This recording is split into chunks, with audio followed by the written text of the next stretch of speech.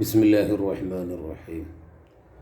അപ്പോൾ ഫഖർ, ദാരിദ്ര്യം, ഇല്ലായ്മ ക്ഷമയോടുകൂടെയാണെങ്കിൽ, പൊറുതികേടില്ലാതെ എൻ്റെ റബ്ബ് എന്നെ ഇങ്ങനെയാക്കി, ഞാൻ അതിൽ ക്ഷമിക്കുന്നു, ഉള്ളതുകൊണ്ട് ക്ഷമിക്കുന്നു എന്ന മനോഭാവമാണെങ്കിൽ വലിയ പ്രതിഫലം. കേൾക്കി. വഅൻ അബി സുലൈമാൻ അദ്ദാറാനി റളിയല്ലാഹു അൻഹു അന്നഹു ഖാൽ, മുമ്പ് പറയാം, തനഫുസു ഫഖീരിൻ, ഒരു സാധുവായ മനുഷ്യൻ്റെ ഒരു ശ്വാസമയക്കൽ.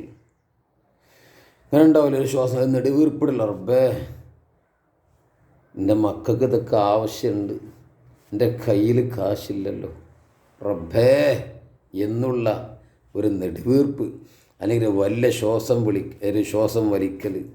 അതായി പറഞ്ഞത് ദൂന ശഹുവത്തിൻ, അവൻ്റെ മോഹത്തിൻ്റെ അടുക്കൽ, ഇല്ലായ്മയുടെ പേരിലുള്ള ആ ശ്വാസം വിടൽ. എങ്ങനത്തെ ഷഹുവത്താണ്? ലാ യഖ്ദിറു അലൈഹ, അതിൻ്റെ മേലുവൻ ആവതാവൂല, കയ്യിലൊന്നുമില്ല.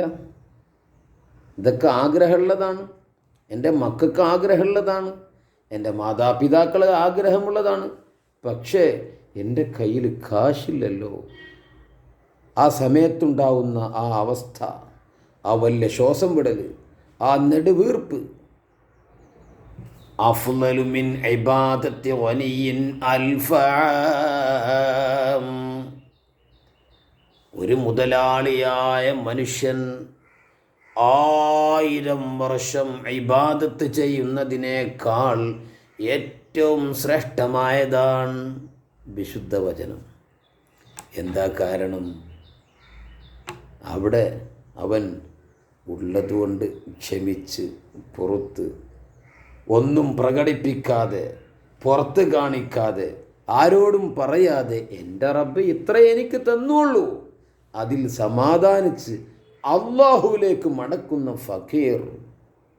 ഇത്ര കൂലിയാ. ഇന്നലെ നമ്മൾ പറയില്ലേ, സുബ്ഹാനല്ലാഹി വൽഹംദുലില്ലാഹി വലാ ഇലാഹ ഇല്ലല്ലാഹു വല്ലാഹു അക്ബർ എന്നൊരു സാധു പറഞ്ഞാൽ ഇഖ്ലാസോടുകൂടെ, അതിൻ്റെ പ്രതിഫലം മുതലാളിയായ മനുഷ്യൻ ഈ ദിക്റും പറഞ്ഞു, അതോടുകൂടെ 10,000 ദിർഹം, 10,000 വെള്ളിയും ചെലവഴിച്ചു. എന്നാലും ഈ ക്ഷമയുള്ള, ഇഖ്ലാസുള്ള സാധു പറഞ്ഞ ആ നിലയിലേക്ക് എത്തില്ല. ക്ഷമ വേണം, പൊറുതികേട് കാണിക്കാൻ പാടില്ല. ഇതൊക്കെ നിബന്ധനയാണ്. അള്ളാഹു ആ ഫലങ്ങളും സവാബുകളൊക്കെ നമുക്ക് നൽകി അനുഗ്രഹിക്കട്ടെ. അൽഹംദുലില്ലാഹ്.